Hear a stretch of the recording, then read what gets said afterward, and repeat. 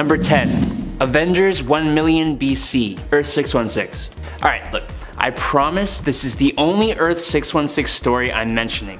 But given the team and the story, how can I not? The Avengers of 1 million BC came together in the prehistoric era to face Zagreb the Aspirant, basically a mad celestial. The team was made up of Odin Bor's son, wielding Mjolnir, the mutant Firehair, the avatar of the Phoenix Force, the sorcerer Agamotto, like the Eye of Agamotto, that guy, Fan Fei the Iron Fist, the first ever Black Panther of the Panther tribe, a mammoth riding Ghost Rider, and Starbrand. They first appeared in Marvel Legacy #1 in 2017, and I'm not even going to explain the rest. Just go read it, please! Earth 76611, alternate history. In Fantastic Four Annual number 11 in 1976, Power Man knocked a vibranium cylinder into Mr. Fantastic's time platform, sending it back in time. The cylinder was split in two halves. The important to this topic half landed in occupied France in 1942 and created an alternate branching timeline, Earth 76611. In this alternate timeline, the socialist Germans used the vibranium to advance their war effort, successfully invading England in 1943 and even making it to Manhattan by 1944, taking over America by 1946.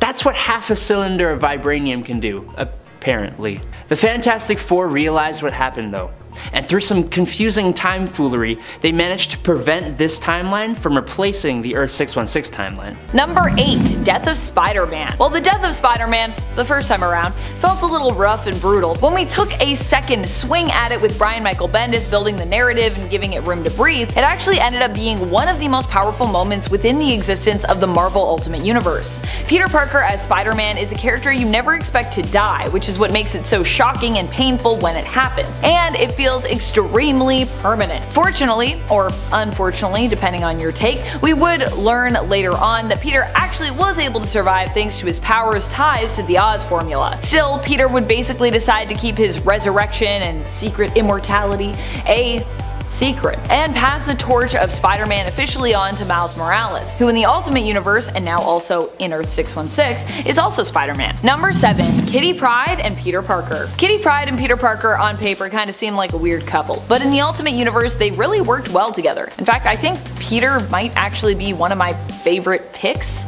for Kitty in terms of relationships that we've had so far. Although I'm still holding out for Magic. I'm still holding out for Ilyana and Kitty to get together. Let's do it. Possibly, I actually like this relationship better than even that of Colossus and Kitty. At least that's my take. That's a very personal opinion, and I'm sure, you know, it's a preference or not for folks. So if you out there are Colossus and Kate shipper, that's fine. You can do that too. Together, the pair not only had fun as teenagers, but they also teamed up to fight crime, which was pretty cool. Sadly, their relationship did not last forever, and the pair did break up after Peter realized that he really wanted to be with Mary Jane instead. Ugh. While he would also seemingly die young, Kitty would still remember him fondly even as she grew up, lingering on what could have been if they had stayed together. Although she'd never confess her thoughts and dreams about their hypothetical life together. She kept those to herself. So sad. Number 6. Thor. Thor is another fascinating take on a character we feel we know so well. Although in the end, Thor did turn out to be Thor Odinson, son of Odin, who was made to forget his true identity on Earth. For a good while, we weren't so sure that was the case. Also, saying Thor Odinson, son of Odin, is such a weird thing to say because you're kind of saying Thor, son of Odin, son of Odin. The reason why we were so eager to believe that, hey, maybe Thor isn't actually Thor is that the Ultimate Universe was touted and marketed as being a fresh take and less bogged down continuity-wise to that of Earth 616 and their characters. So we were like, hey, maybe they are reinventing this status quo. Thor initially appeared to be a delusional man who believed he was Thor but was kinda like out of his mind. For his power, he heavily relied on weaponry and his suit to produce thunder and lightning, which allowed him to appear godlike. However, in the end, we learned that Thorleif Goldman really was Thor Odinson, but had been manipulated into forgetting his true identity more clearly. The character design alone here is enough to make Ultimate Thor one of my favorite things about this universe. Number 5. The Spider-Men meet. For many years, Marvel did their best to keep Ultimate completely separate from Earth 616, but eventually, the inevitable crossover between the worlds had to happen. We all knew eventually it would come around. The really cool thing about this though, it brought together Earth 616 Spider-Man Peter Parker with Miles Morales' Spider-Man from Earth 1610. Not only that, but Peter would also get to learn about his own seemingly unfortunate fate in this reality and cross paths once more with a living Gwen Stacy, who in the Ultimate Universe dies but is reborn again thanks to the lab-created being which killed her in the first place, Carnage. And for a time she even gets to be Carnage, which I thought was pretty cool. Short-lived though. Number 4. Colossus' secret. Colossus and Kitty don't end up together like how they do in the main continuity. Instead, Colossus is revealed to have a secret here when it comes to his sexual identity. Turns out that Colossus vs 1610 is actually gay. The challenge of him living as a closeted gay man makes him an even more interesting character in the Ultimate Universe, adding another layer of what it can be like to feel other, in addition to Colossus already being a mutant, so that's a huge part of his backstory as well. Colossus does get outed, but considering how masculine of a character he is, and how burly, he also provides a more diverse look when it comes to how gay men are usually depicted in mainstream comics. There are some that are burly, but definitely not enough. I feel like we need to diversify that a little bit. Number 3. Kitty Pryde leads the X-Men. I am a big Kitty Pryde fan, as you may have garnered from all my time spent hyping the current heroic Marauders mutant team, and Kate's place as their leader. Not to mention her new look as well. I am here for it. When it comes to Ultimate, she's another character who does not disappoint us. Even after her teenage years, which were pretty fun with her dating and fighting crime alongside Spider-Man, which we talked about earlier, Kitty becomes somehow even cooler and definitely a lot tougher. After the devastating and earth-shattering events of Ultimatum, Kitty would go on to become the leader of the surviving mutant nation and the leader of the X-Men team besides. At least the X-Men who choose to stay with her and follow her as a leader. Of which, were I an Ultimate Universe mutant, I would be one of. I would be here to join Kitty's team. Definitely. For sure. Let's also acknowledge that Kitty becomes the leader after she has lost almost everything in the wake of Ultimatum, losing many friends and loved ones who were closest to her. Kitty is strong. Number 2. The creation of the Maker. One of my all-time favorite characters that we've gotten from the Ultimate Universe has to be the Maker. The Maker is one of the best villains within and without Earth 1610, as he happens to be one of the few characters who made the move over from 1610 to Earth 616 after that universe was seemingly destroyed. That's how you know he's cool. Although don't worry, the Maker does appear to be working to restore the Ultimate Universe and has since brought that world back. What's even more wild is that initially the Maker was none other than hero and leader of the Fantastic Four, Reed Richards, proving just how rewarding and refreshing it can be to try something totally different with an established and widely predictable character. Also, I feel like I like Reed better as a villain. I feel like I like his Ultimate Universe counterpart better. Is that a hot take? I don't know. I don't think so. I think a lot of people feel this way. Number 1. Miles Morales unmasks. One of the greatest characters we've gotten out of the Ultimate Universe, other than the Maker, obviously, has to be Miles Morales. He also happens to be one of the few characters who has stood the test of time when it comes to surviving the destruction of his home universe, reality of Earth 1610. Instead of dying with many of the other residents of the Ultimate Universe, Miles ended up being saved and even returned once more on Earth 616, where he was permanently moved to after the events of Secret Wars. I mean, come on.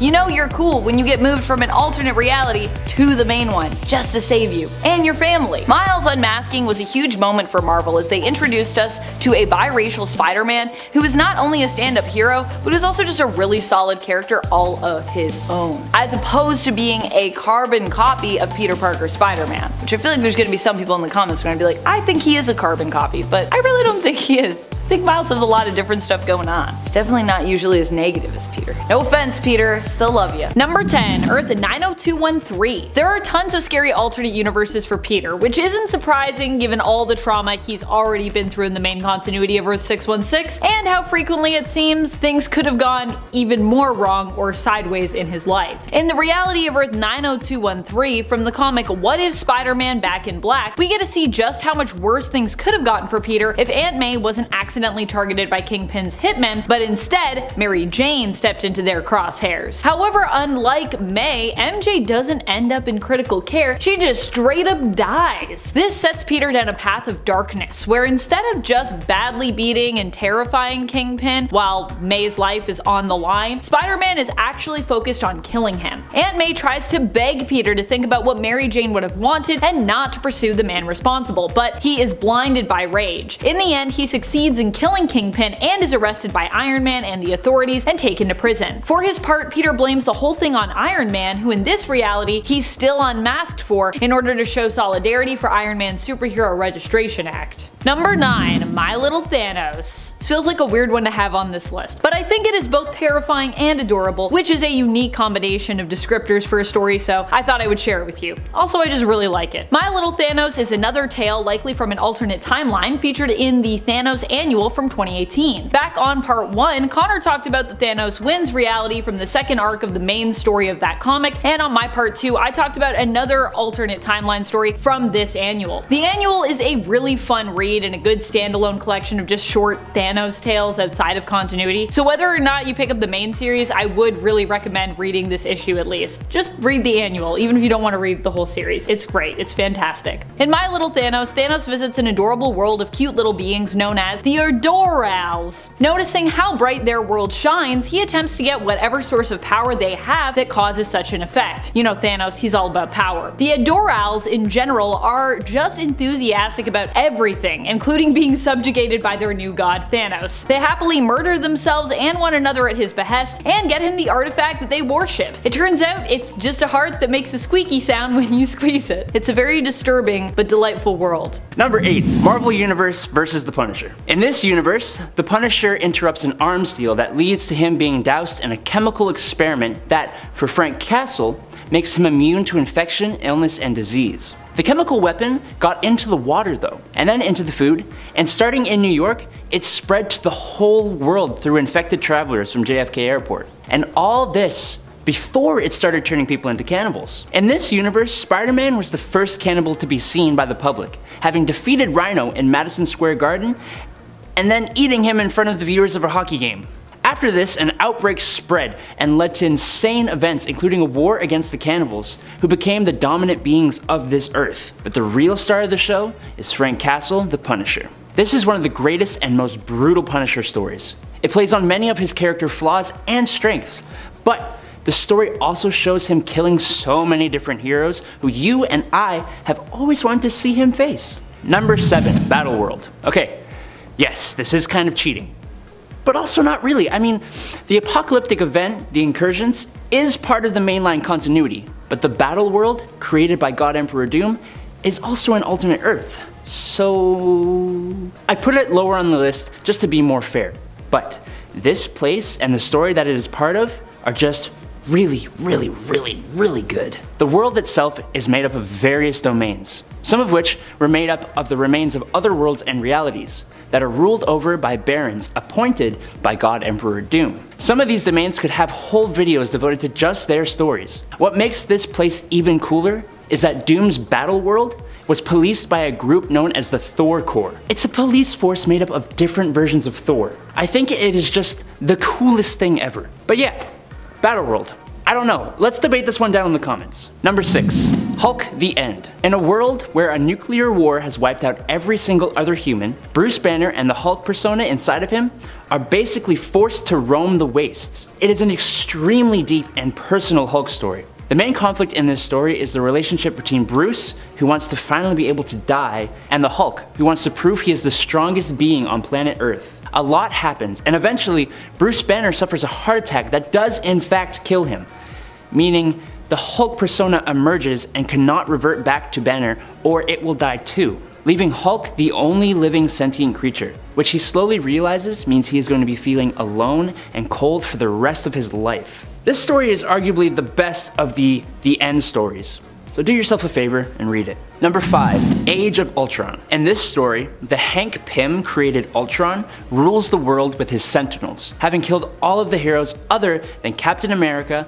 Spider-Man, Hawkeye, Iron Man, Emma Frost, She-Hulk, Luke Cage, Invisible Woman, and Wolverine. Ultron isn't even here in the time the story begins.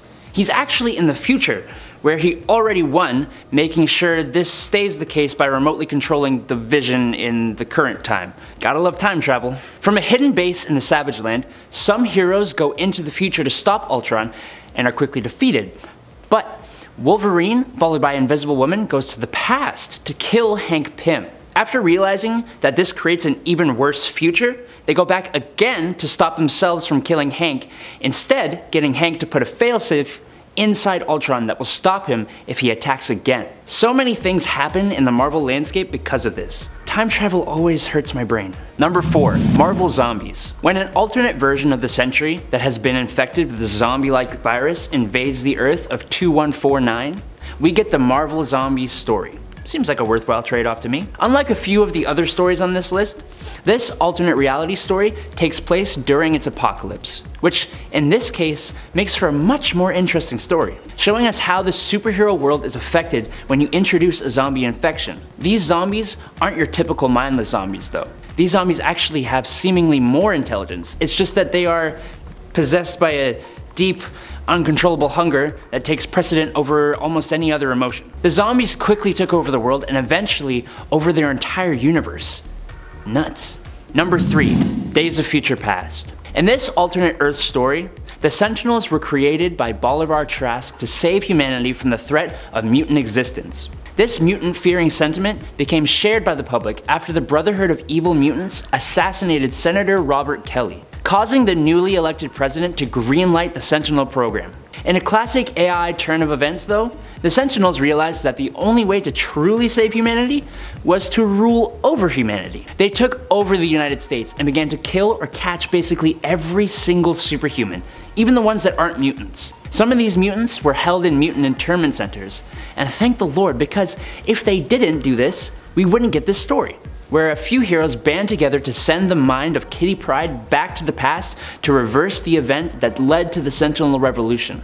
Number 2. Age of Apocalypse. Ugh, more time travel. Okay, so the Age of Apocalypse came to be when the son of Xavier, the mutant Legion, set out back in time with a team of X-Men to kill Magneto before he could incite the anti-mutant movement. This went rather horribly when he instead killed his own father accidentally, causing his own existence to be impossible. This created a time paradox. In this splintered reality, Earth 295, Apocalypse began his world domination 20 years earlier, before there were no Fantastic Four, Avengers, or other heroes to stop him. Apocalypse took over North America with his 4 horsemen, who divided up the continent and ruled over other mutants, except for the new X-Men team led by Magneto, the unworthy, and those who opposed them. The story has way more happening in it that is almost impossible for me to cover in this one little segment, and it also was super important for the character and publication history of the mutants and X-Men. It's a well put together, intriguing story, and it deserves your eyes. Number 1. Old Man Logan and Hawkeye. You had to know I was going to talk about this. This is quite possibly my second favorite Marvel story after Marvel 1602. The apocalypse in this universe was basically all the villains winning. In the usual hero stories, villains face against their usual villains and are always defeated. But in Old Man Logan, the villains organize themselves where simultaneously, different villains and groups of villains will go against heroes that their abilities are best suited to deal with. For example, instead of fighting Spider-Man and his spider sense, Mysterio is sent against Wolverine. And using his illusions, he got Wolverine to murder all the other X-Men. It was pretty brutal.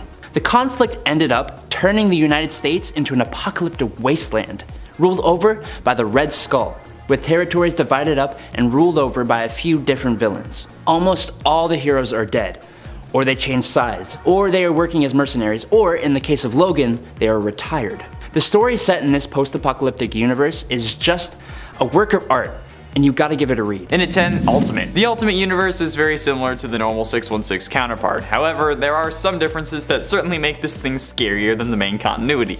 Captain America is anti-French for some reason.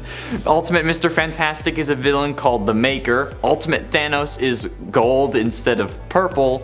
Oh yeah, and Ultimate Magneto is way too dark compared to Prime Magneto. Prime Magneto hates humans, but Ultimate Magneto is like a tyrant in that he considers all humans insects. Ultimate Wolverine is shown to be interested in teenage girls, while Earth 616 Wolverine is more honorable, because sure, okay, Earth 616 Cyclops and Wolverine didn't see eye to eye, but Wolverine would never have killed Cyclops just that he could sleep with his girl. Yeah, and Wolverine wants to sleep with Jean Grey, a teenager, when Wolverine is in his 30s, at least in the Ultimate Universe. Oh, and there's also a romantic relationship between Wanda and Pietro. which is probably the scariest thing in this reality, on this Earth, and the reason I wanted it on this list. And at 9, Thanos wins. While the heroes of the MCU already received a little bit of a taste of a reality in which Thanos achieved his ultimate goal by erasing half the population of the universe in Avengers Infinity War, there exists a still darker universe where Thanos wins. Determined to finally impress death, Thanos eradicated every living being on planet Earth, including the superheroes and Frank Castle. The former Punisher made deals with both Mephisto and Galactus to find a new life of vengeance as the Cosmic Ghost Rider and stop King Thanos' dark reality from ever happening. As time went by though, the heroes of Earth grew old and weak, but Thanos only grew stronger, his eternal quest to please death leading him to kill almost every living thing in the known galaxy, and becoming the king of what remained in his wake. Nothing. I don't know why you'd want to be king of nothing. Seems pointless in my opinion, and I'm a king, so I feel like my expertise here, but whatever, okay, as long as it's not this universe, I'm fine with it. Oh, and not only that, but knowing that he had to die in order to be with death, King Thanos gave a piece of the Time Stone to his servant, the Rider, and tasked him with going back in time to drag his younger self to the future so that he could be killed by present Thanos. Number 8, Jane Foster becomes Thor. Now, thankfully, Jane Foster as Thor has happened in the true 616 continuity, and it was really awesome. But here it's a little different in this what if story. Number 10 actually. It is Jane Foster who first picks up the hammer Mjolnir, not Donald Blake. In this story, Jane accompanies Dr. Blake on his trip to Norway, and when he drops his cane into a ravine in the original, she instead goes down there to get it for him. Striking the stick on the ground, just like Donald Blake would have, she becomes Thordis. Yes, Thordis. Unlike the modern interpretation, a female wielding Mjolnir gets an entirely new name in this what if. Wielding the power of Thor, Thordis fights off the Saturn rock people and then turns the cane that she seems to have just stolen from Donald Blake into a hairbrush to better fit in with her feminine alter ego, I guess, because men don't use hairbrushes. She has pretty much the same adventures as Thor, but crucially, she is rejected by Odin for not being a man. Oh, and for some reason, Sif gets with Donald Blake, which is kind of weird. This tracks all the way up until the events of Ragnarok, when Odin decides to give the hammer back to Donald Blake because he can't accept Jane as Thor. And then, as thanks, he turns Jane into a different god and then marries her. It's kind of gross, it's kind of really strange, it's kind of uncomfortable, but luckily it's only a story that comes from asking the question, what if? Number 7, World War II Space Nick Fury. 1979's What If number 14 gives us a very different approach to history. Instead of World War II being fought in Europe, it is instead fought in space. In this alternate timeline, we discovered interstellar travel much earlier in our history, and as such, the World War II we fight is more like space sector war between Sector Alpha and Sector Beta in space. And don't ask me to define where those areas are because I cannot. I don't know how space works. As this is still set at the same general time as the regular World War II though, some of the same characters are going to be involved, including the original Nick Fury and his Howling Commandos. This story has new high-tech weaponry, fishbowl helmets, and aliens, and it's a good bit of fun. We learn in the story that Admiral von Strucker is actually working with the alien Axis powers to create a master race. So it seems that in this alternate world we can master interstellar travel, but we still just can't accept each other for our differences yet. Damn, that's kind of realistic, ain't it? Number 6, Civil War Captain America. Honestly, I'm kind of a fan of this what if story, but it does have some strange moments and twists on characters that you might not expect. For example, the story starts out with our Steve Rogers and Bucky Barnes time displaced to the Civil War era. Bucky is the commander of a regiment and he is not a good guy. Apart from being an unhealthy amount of racist, he has quite the lack of moral compass. Our Steve, however, obviously starts out as his scrawny and less than impressive self, but with a heart that shines through as strong and good as gold. After sustaining injuries from not following his commander's orders, he is recovering in a nearby Union camp tended to by a Private Wilson, taken in by the Shawnee at a young age. Sensing the goodness in his heart, Wilson bestows a kind of eagle animal spirit on Mr. Rogers that makes you on the outside whatever you are on the inside. That's how he describes it. And this happens just as Bucky Barnes stumbles upon their location. The power of the ritual blasts away Barnes, and when we see his face again, he has become the White Skull. Which, I mean, you could just call him the Skull because skulls are white, but whatever. Steve, on the other hand, has become a mystical super soldier wielding a shield and sporting a headdress. It's insane. He goes on to save presidents, end the war, and leave a lasting legacy of Captain and General Americas that continues all the way to the modern day. Number 5. Barbarian Hulk. Alright, this one requires a bit of unpacking. So, in issue 23 of What If, the Incredible Hulk has fallen in love with a woman named Jarella, a green-skinned queen from the subatomic world of Kai, who was brought back to our world when the Hulk was unshrunk in the actual continuity.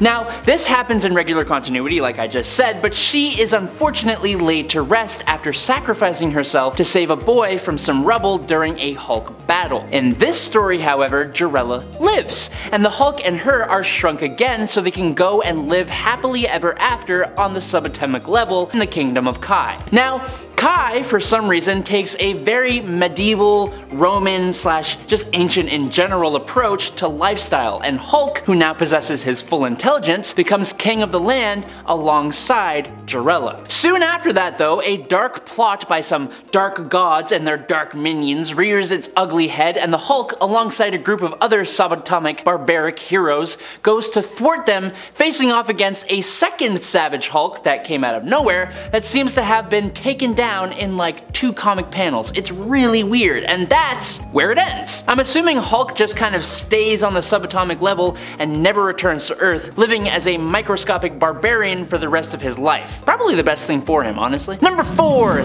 Thanos. Okay, so bear with me here. In the What If Infinity Dark Reign story, Norman Osborn, after becoming the director of Hammer and the Dark Avengers, figures out how to get his hands on the Infinity Gauntlet, defeating the Illuminati and all the heroes and becoming the Goblin King. Now, using the gauntlet, he creates a world completely under his tyrannical rule, and he teleports his horrible father from the past to show him the things that he has done in an attempt to get his father's love and admiration, something he has never had and still doesn't, honestly. His father begins to bash him for becoming a tyrannical ruler, which is a little worse given the fact that it was his father's fault that Norman even turned out this way. Teleporting them both back to the Dark Avengers base, the entire team has been wiped out. And as Norman is trying to figure out what happened, it's revealed that Thanos has shown up to collect the gauntlet in his awesome Thanos fashion. It's actually pretty sweet. Unfortunately though, not even the Mad Titan is a match for someone wielding the gauntlet, and he is dispatched. But not before he tells Norman that he is trying to get the love of someone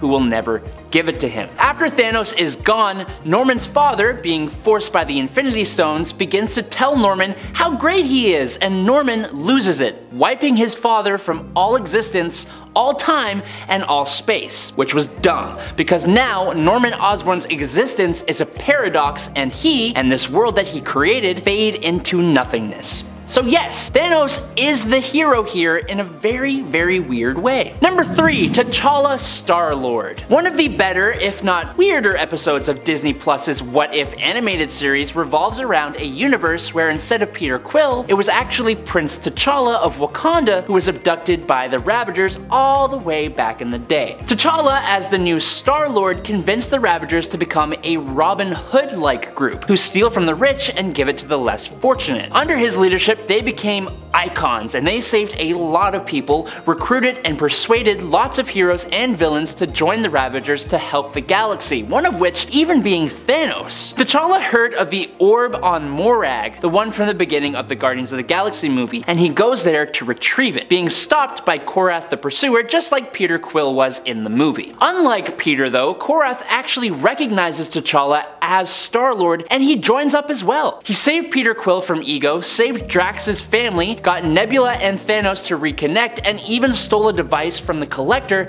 that could terraform ecosystems and save entire planets from starvation caused by overpopulation. You know, the entire thing Thanos was trying to fix. He eventually joins the Guardians of the Multiverse to fight the insanely powered Ultron, but that's a story for a different time. Number 2. Spider Actor? In this What If number 19, scene, Peter Parker makes the simple decision of stopping the robber who would go on to take Uncle Ben's life. That simple act robs Peter of the lesson of the responsibility of having great power, and instead he turns to a life in the public eye. Now, as an actor, Peter Parker turns his focus towards making films and protecting his reputation at almost any cost. He becomes the publicist for both the Avengers and the Fantastic Four, as well as Daredevil, all while still retaining his Spider-Man persona. He even gets a cool cape for a little bit, and that part is, I think that's like the cherry on top of this whole story. Now when JJ exposes him to the public though, we see a bit more of an edge to this Spider-Man when he threatens him and even eventually ends his career, which comes back to bite him when Jonah forms the Sinister Six,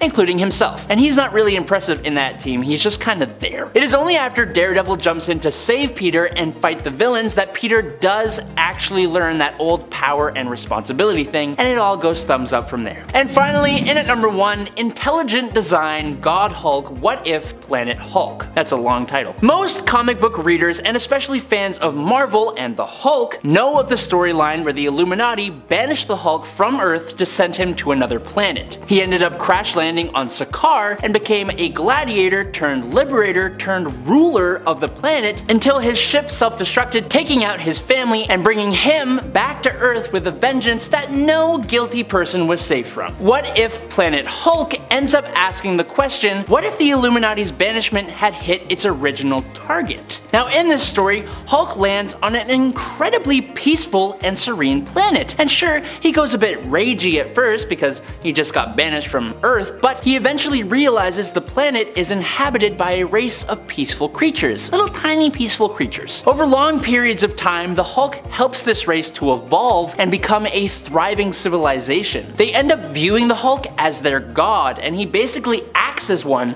that leads them to wealth and prosperity. It's one of the few Hulk stories that doesn't end in tears, and I'm more than happy to talk about that for that reason alone. Number 10. Galactus. The thing to remember about the Ultimate Universe is one of its mission statements was to offer a different look at the Marvel world that was more grounded in reality. Well, there were a few things they were trying to do, but this was one of the things among them. They also wanted the Ultimate Universe to be a stark contrast to the main continuity, and it seemed to favor more of a gritty or edgy take on Marvel canon, and it aimed to eliminate the unapproachable elements of Marvel Comics by making sure stories weren't bogged down by years of established history and continuity for characters and events. Which means that when you go to a comic shop, anyone that walks into that comic shop can pick up an Ultimate comic and be like, I know what's happening.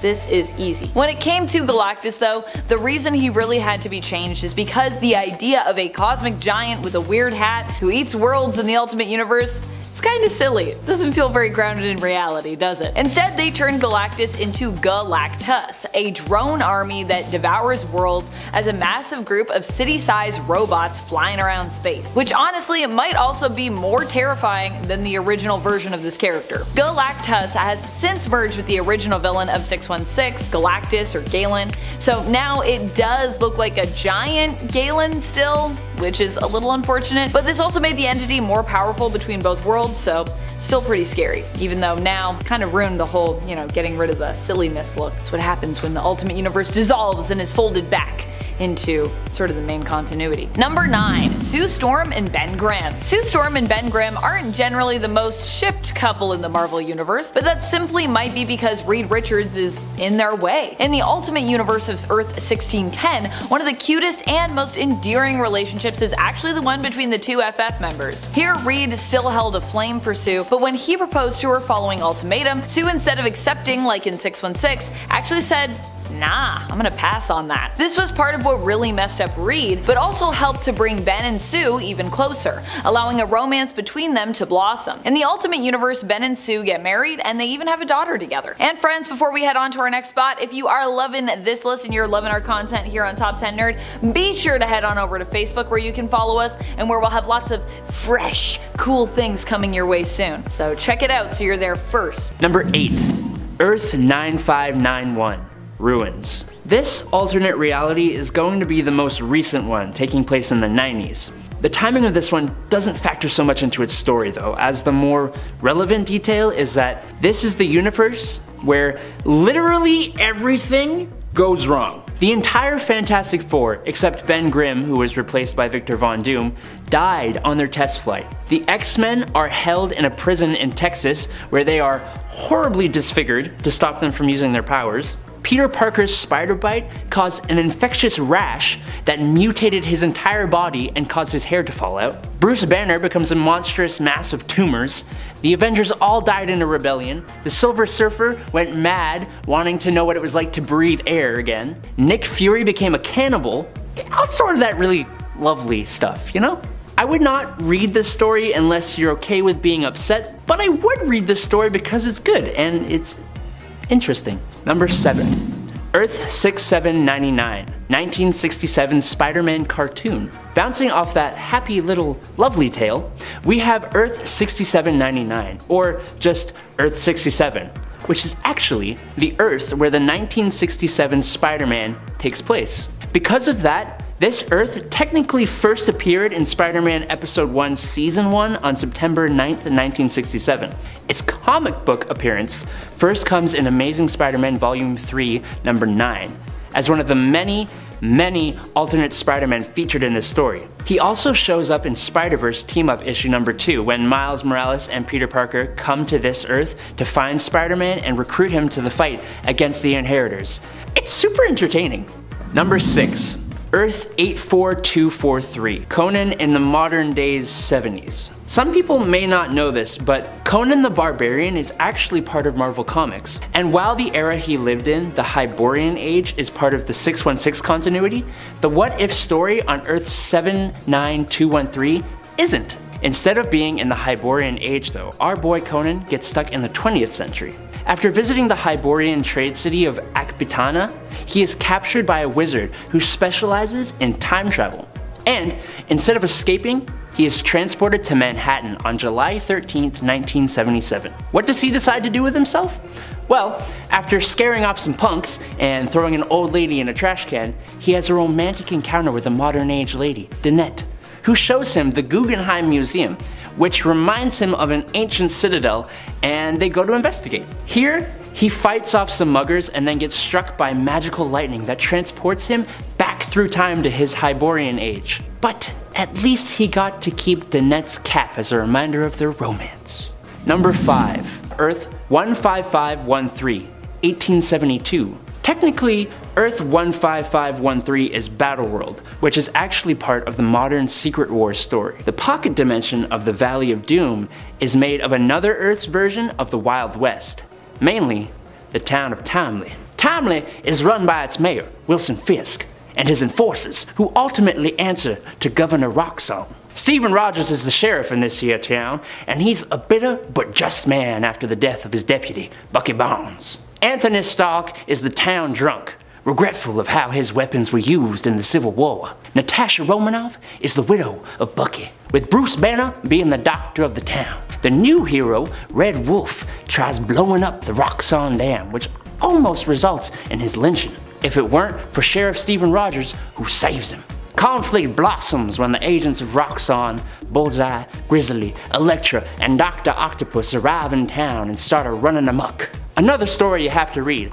I promise the steampunk looking Iron Man will not disappoint you. Number 4, Earth 717, Captain America in the Civil War. The What If stories are so cool.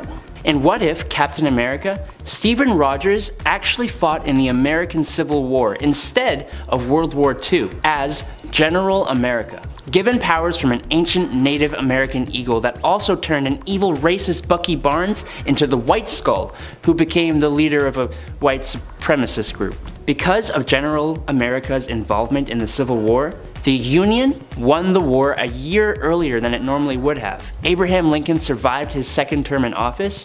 He helped rebuild the South, suppressed the rise of a certain group of hooded racists, and prevented the Indian Wars from ever happening. He would go on to fight the White Skull and his new, deadlier hate group, eventually being succeeded by a line of Captain Americas who were his descendants. Well, hey there, time traveler. You're from the time period where YouTube still lets you like and subscribe, right? Well, if you're enjoying this video right here, why don't you just go and hit that thumbs up? It sure helps us out a lot. Alrighty, let's get on to the top 3. Number 3, Earth 90214, Marvel Noir. In this alternate version of Earth, superheroes debuted in the 1920s and 30s instead of their normal timing. This Earth 90214 brought us Marvel Noir, with subsequent noir versions of Punisher, Wolverine, Iron Man, Daredevil, Luke Cage, the X-Men, and most famously, Spider-Man. Each story is a fresh, unique, and awesome take on each character, seeing how superpowers in this world are pretty much non-existent except for a few characters. For example, Spider-Man was bitten by a spider, but instead of being based in science, his powers derived from a spider god. Or Wolverine didn't actually have claws, he just carries like brass knuckle blade things. Another example would be the X-Men, who are actually a group of sociopathic criminals, led by an Xavier who believed sociopathy was the future of the human species, which is just incredible. Number 2, Earth 811. Days of Future Past. Earth 811 is a future timeline where Sentinels rule over North America. After their creation, almost all mutants have been hunted and exterminated. The mutants that were not killed are kept in concentration camps. Even the heroes who aren't mutants have been exterminated. The Avengers, the Fantastic Four, Spider-Man, Daredevil, they're all gone. But hey, this is the future, not the past. Yeah, I'm getting there, okay? Rachel Summers, the daughter of Jean Grey and Scott Summers, uses her telepathic powers to send Kitty Pryde's mind back into her younger self's body. Specifically, Kitty's mind went all the way back to the Halloween of 1980, where she informed the X-Men of what their future could become, and they prevented the assassination of Robert Kelly. The story is a whole lot more complex than that, and is also one of the most prized Marvel stories, so give it a read! Number 1, Earth 311, Marvel 1602. Okay, Marvel 1602 is my absolute favorite Marvel alternate universe. Fun fact, it was the first Marvel writing escapade for superstar fantasy writer Neil Gaiman. The universe actually got its start in a different alternate reality, Earth 460, where Purple Man became president for life. Most heroes had been hunted down or had died from old age, but after Captain America is captured, he is banished away to Earth 616's 1599, shortly before Roanoke was formed, which inadvertently created Earth 311. For some reason, the presence of Captain America destabilized reality and began the emergence of heroes and villains into this world who are counterparts to many of the present-day heroes and villains of the Marvel Universe. Count Otto von Doom the Handsome, Witchbreed, which are mutants, Grand Inquisitor Enrique, which is Magneto, Carlos Xavier, which is Charles Xavier, Four from the Fantastic, Sir Nicholas Fury, Peter Parquois, David Banner. The story is so interesting, intertwining actual history with superpowered beings. I highly recommend you give it a read if you haven't already. Number 10, Dark Ages. In this alternate Earth, after a battle with an ancient galaxy-attacking robot called the Unmaker, Doctor Strange opened a portal to create an EMP that would defeat the Unmaker. This worked, but he died before he could close it. This resulted in a huge EMP that shut off all electricity on Earth. This led to various wars in the post-apocalypse, killing billions of people. Eventually, things calmed down and people lived in various communities, surviving against attacks from vampires and werewolves. In Europe, however, the mutant apocalypse had taken over, and using brainwashed geniuses from around the world began attempting to reawaken the Unmaker for his own villainous deeds. Number 9, Hulk Future Imperfect. This won't be the first Hulk-related post-apocalypse on this list. Being virtually indestructible, most apocalyptic events don't really do much to physically harm the Incredible Hulk. This includes the possible future of the Hulk Future Imperfect storyline, where 100 years after a nuclear war turned the world into a wasteland, the Hulk became the ruler of humanity inside the city of Dystopia, which is a fitting name. This Hulk had the intelligence of Banner and double the strength of the current Hulk from being subjected to the radiation of the nuclear war. The city is policed by futuristic soldiers and the Dogs of War, which are robot dogs created by the Hulk to defeat the first Maestro, Hercules. The new Hulk Maestro is a nuclear, twisted, super powerful version of the character, and the world he inhabits is a very early 90s comic book post-apocalypse. Number 8, Earth 51412. One of the freakiest realities that I could think of visiting would be the one that belongs to Patton Parnell. Patton Parnell is probably one of the most disturbing Spider-Man alternates around, who literally turned into a sadistic man-spider-like monster when he got his powers. Well, He was actually probably always sadistic and sociopathic to some extent, but getting spider-like powers, which also turned him into a humanoid spider-like creature, probably didn't help the guy. Number 7. Earth 11080.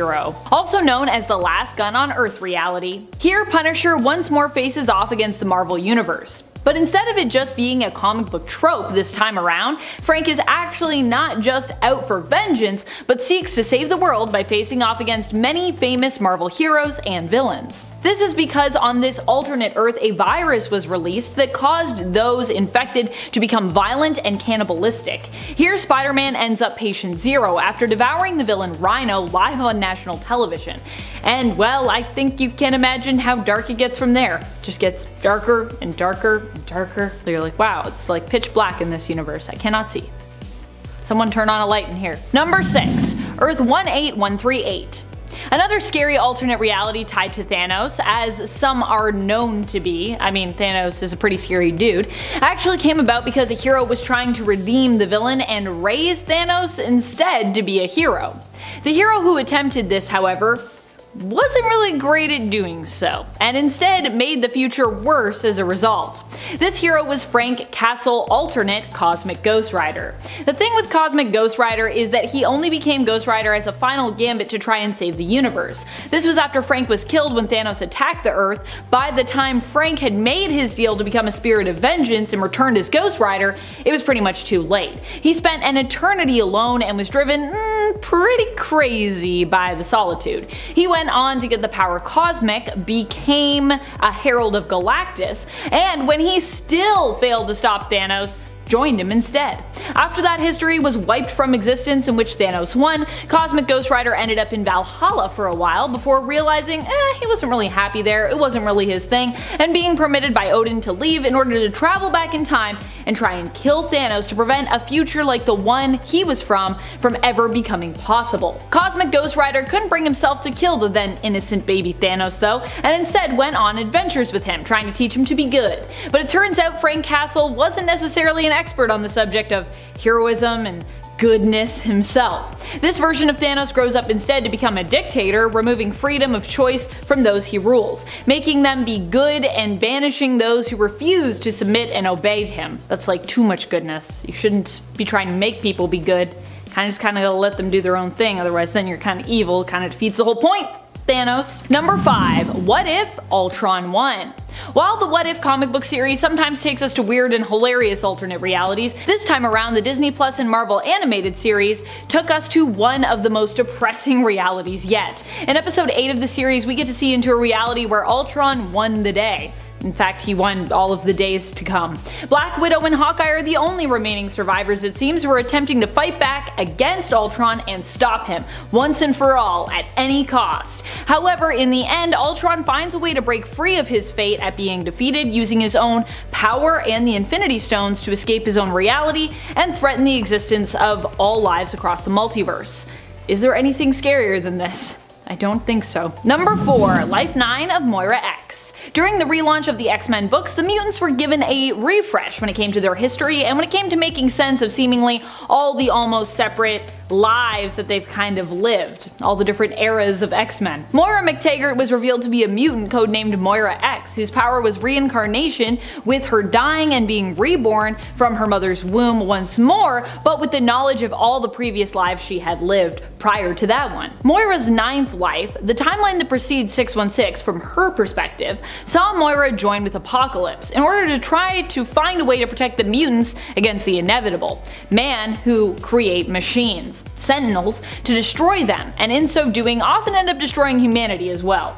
Despite uniting with the powerful mutant Apocalypse in this reality, technology once more ended up being the end of both humanity and mutant kind, with this reality's destruction being linked back to the existence of Nimrod.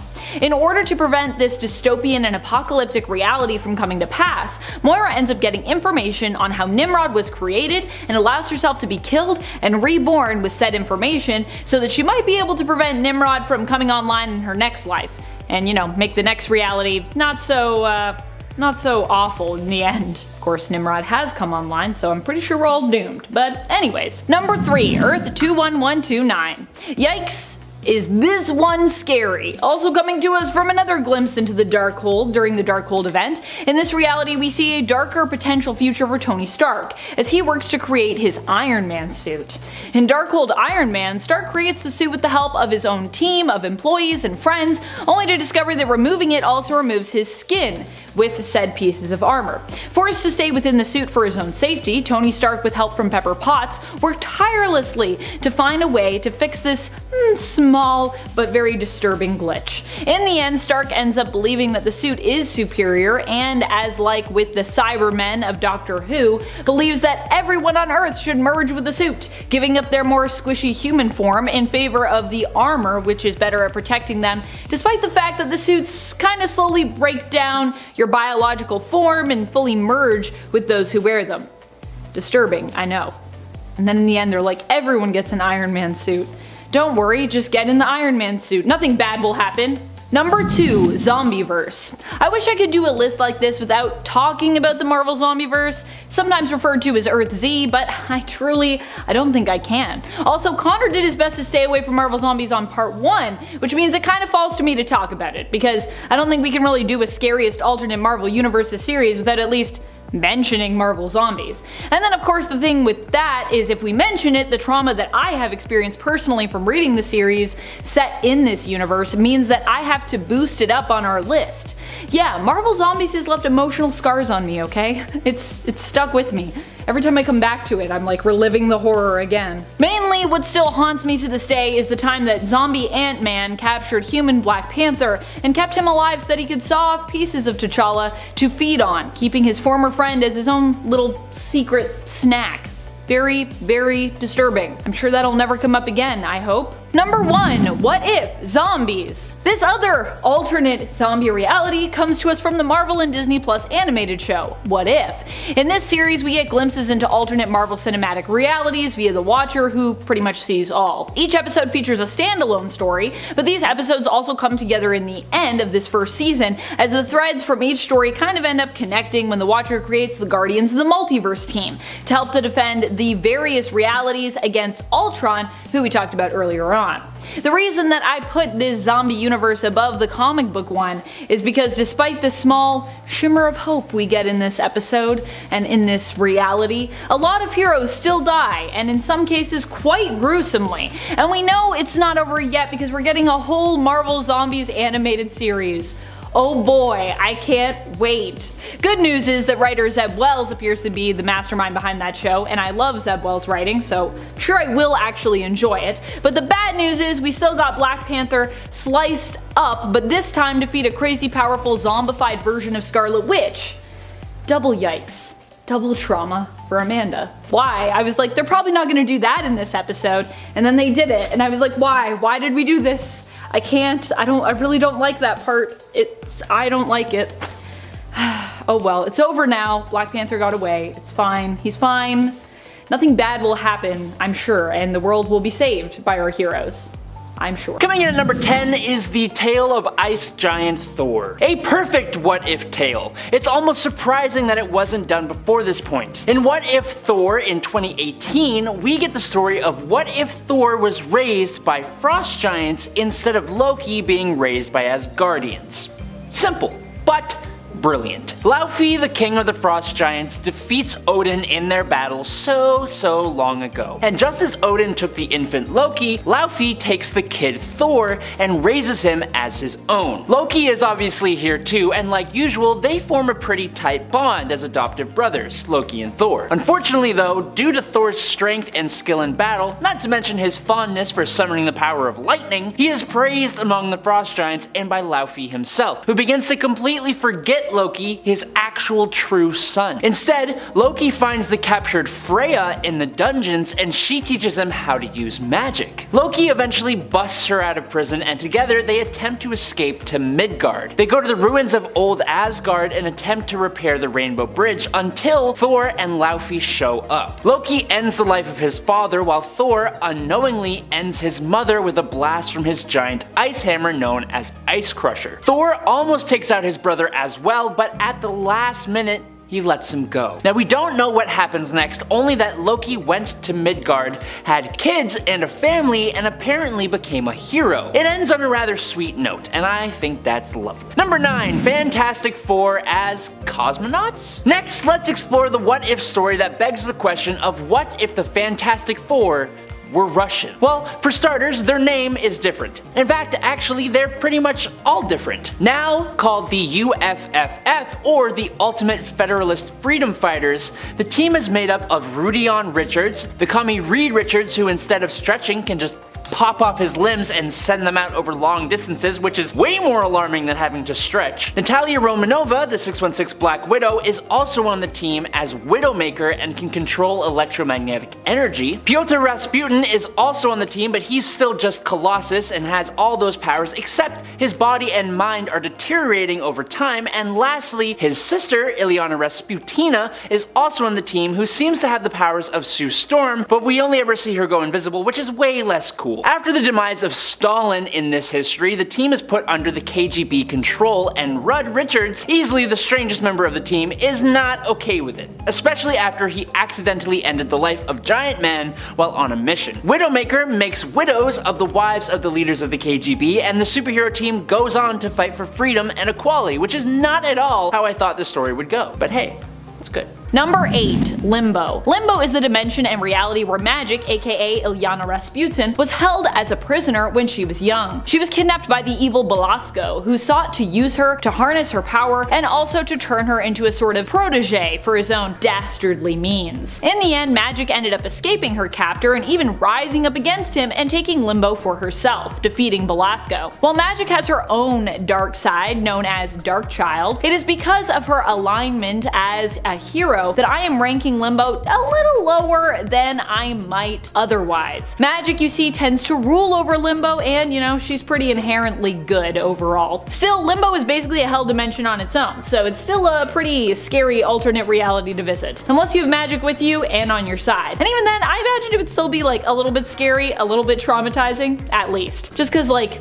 demons and such. Number 7. Earth 21619. The Earth of 21619 takes the idea of Peter becoming a killer of villains even farther. In the Back in Black what if, Peter feels as though he is somewhat justified, as Kingpin was the one who took Mary Jane from him. He was pushed to the breaking point by her death, basically. However, on the Earth of 21619, which is the reality number given to the universe that we see in the Chip Zdarsky and Phil Noto series, Spider-Man, Spider Shadow, it is Spider-Man's union with Venom that brings out a darkness within him, and sets him on a path where he is killing multiple villains, taking a new approach to crime fighting as he falls deeper and deeper into the darkness that the symbiote unleashes from within. What happens with Peter also inevitably leads to another hero taking on and bonding with the symbiote later in the miniseries, and also having to face even more deadly consequences as a result of that bond. Number 6. Earth 70134. In this reality, things went down a little differently when it comes to the Spider-Man story known as The Other. Instead of embracing and accepting the spider totem within, Peter decides to reject it. Peter would rather not be resurrected than return more spider than man here. However, the spider totem wasn't the only one hoping to forge a special and permanent connection with Peter. Out in the world, Venom senses that Peter is in his cocoon and now vulnerable with the spider totem rejected and dead. The symbiote leaves its current host, Matt Gargan, in hopes of bonding with Peter, and guess what? It's successful. What is born from the union is a monster who calls themselves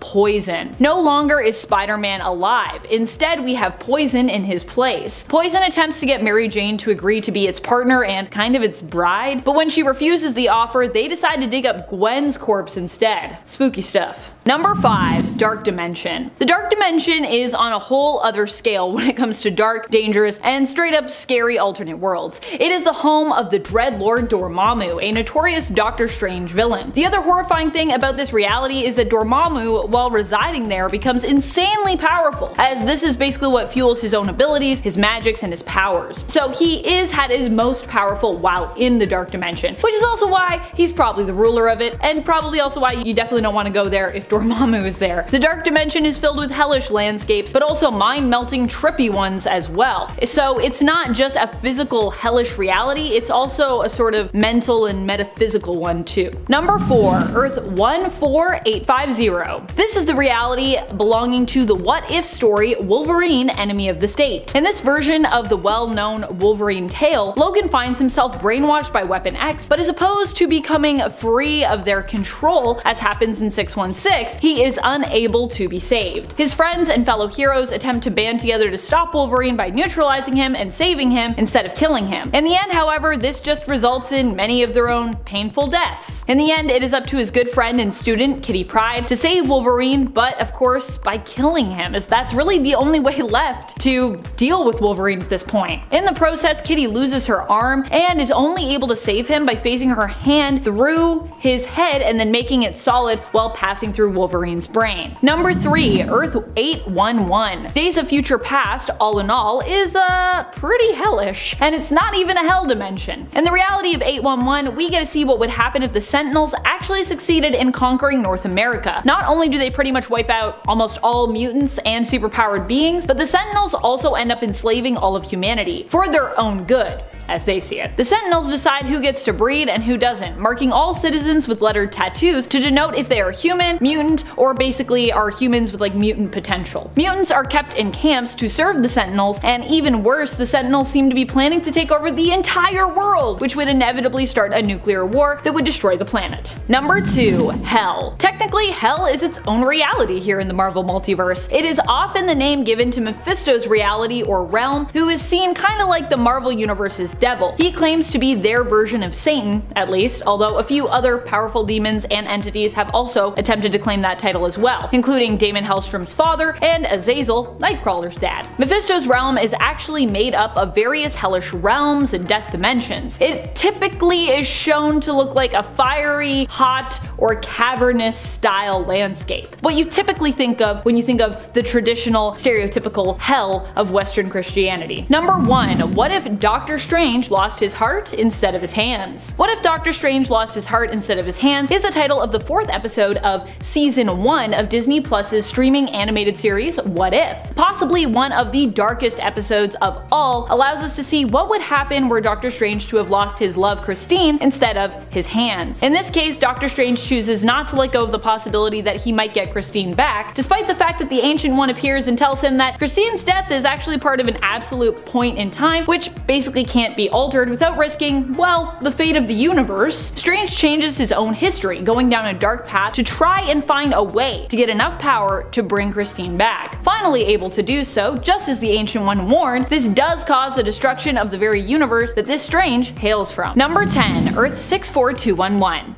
This reality is quite dark and quite scary, especially for Black Bolt. Here, Maximus, Black Bolt's brother, devised a plan to steal the throne of Attilan and of the Inhumans by disguising himself as his brother.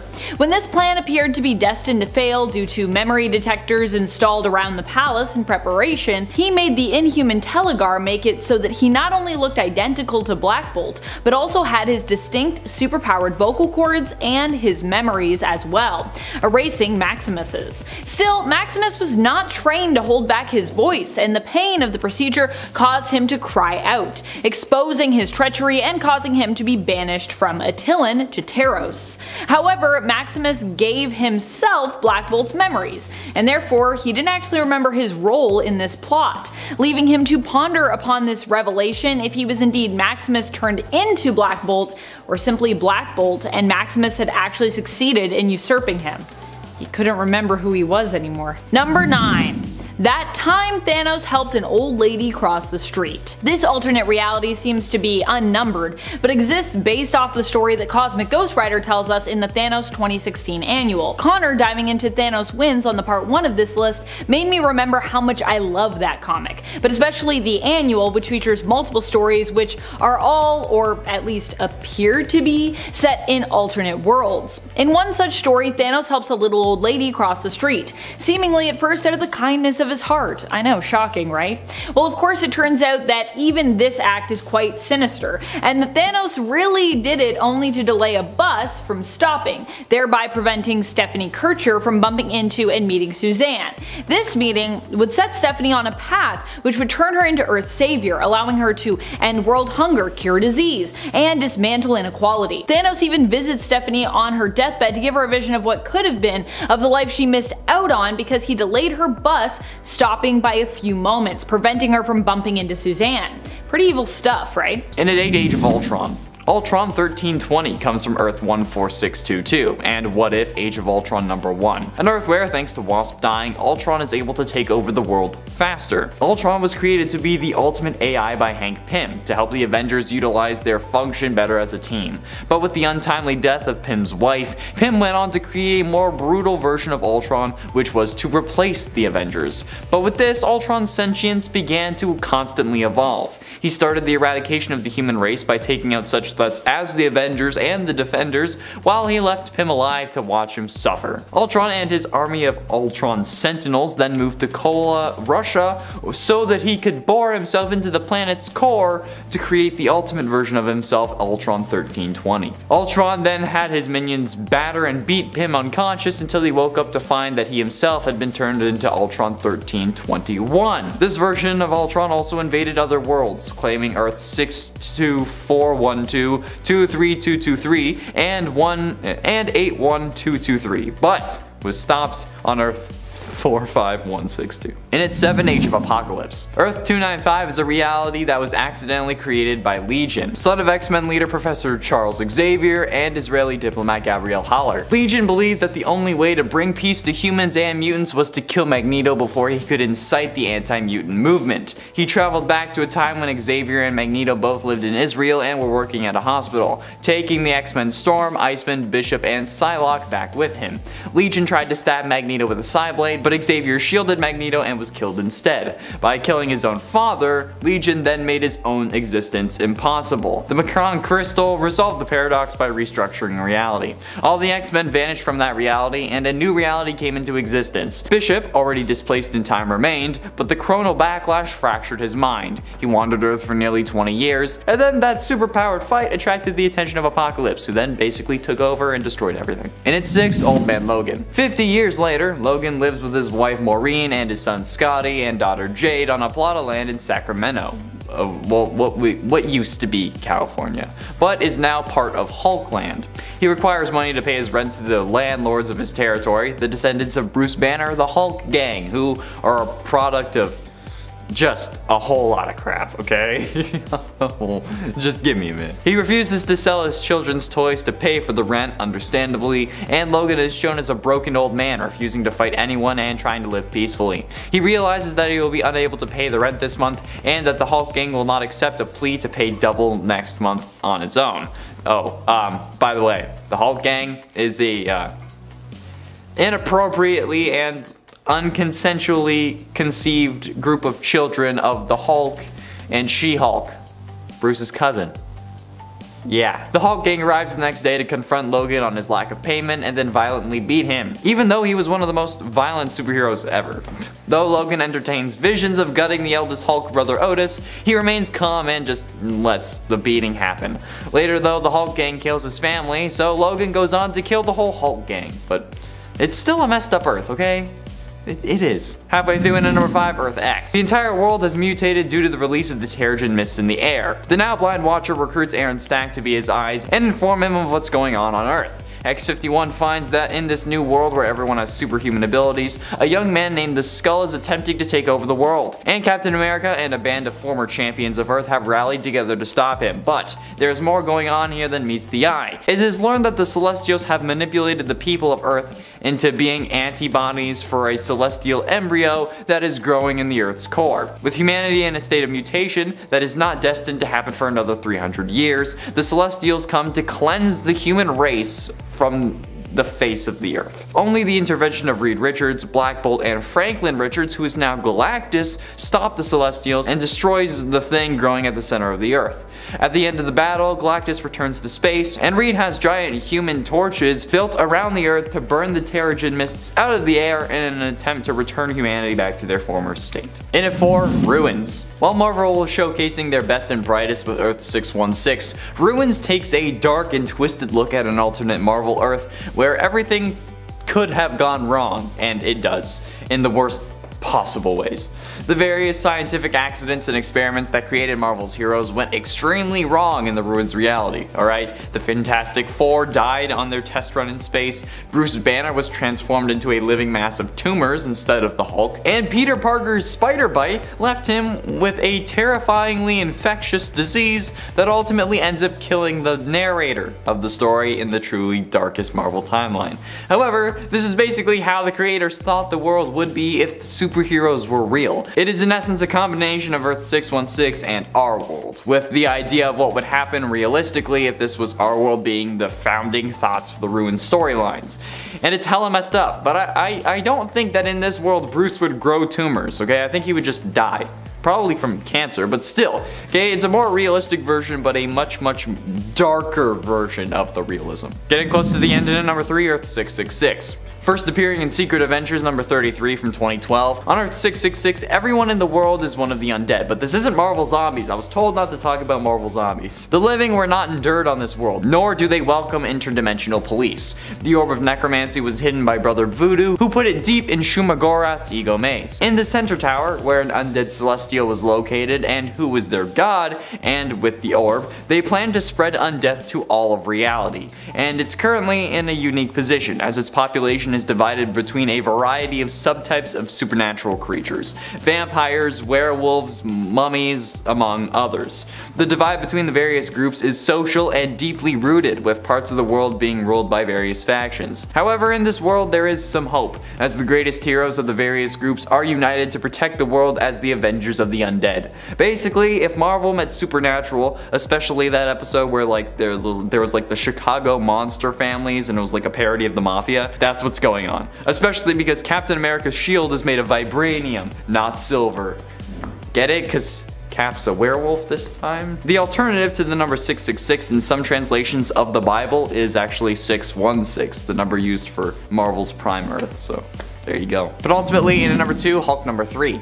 The world first explored in Hulk number 3 from 2021 is quite an interesting one. Here we meet another Bruce Banner who doesn't actually have a Hulk form. Instead, his Game of Bombs were a success, but the government then took them and then started using them against their enemies, which caused intense radiation that turns those affected into, as the military called them, bio-waste casualties, which in this reality are their own versions of Hulk and She-Hulk, horrifically disfigured for the most part. This Earth's version of Bruce ends up disposing of these Hulks by throwing them into the void, which even he doesn't know where it sends them. Although, if I'm being honest, this kind of reminds me of the Rick Potion number 9 episode of Rick and Morty season 1. You know, like the one where Morty wants to go to the dance with Jessica, but so he ends up giving her like a love potion, but it's flu season, and then Rick tries to fix everyone by turning everyone into praying mantises, and then a combination of like a load of different DNAs that was supposed to equal human but doesn't.